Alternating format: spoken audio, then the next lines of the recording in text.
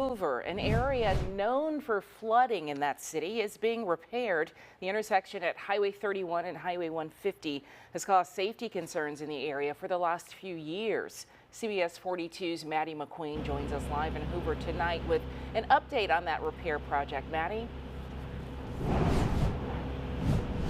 Yeah, Sherry, you can see behind me the construction site where these crews are working.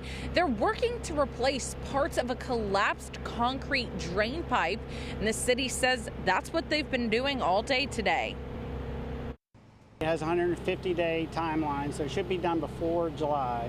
And changes should be immediately. All the water will then be underground, and the flooding should cease. The city of Hoover says construction to replace the collapsed drain pipe near the Highway 31 and Highway 150 intersection started in January. The project is in response to the safety that it actually has on the public and also for our first responders.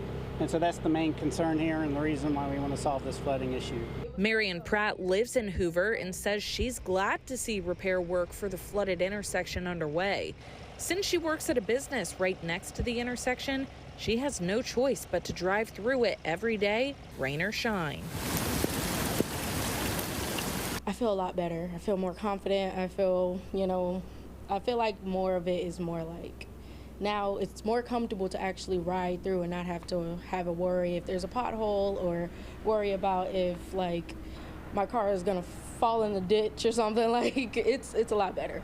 Flooding at this intersection in the past left Pratt's brakes ruined, and the costly repair to her car is something she hopes not to have to deal with again. It was squealing so bad because it was so wet. So then eventually I had to just end up just changing the whole thing.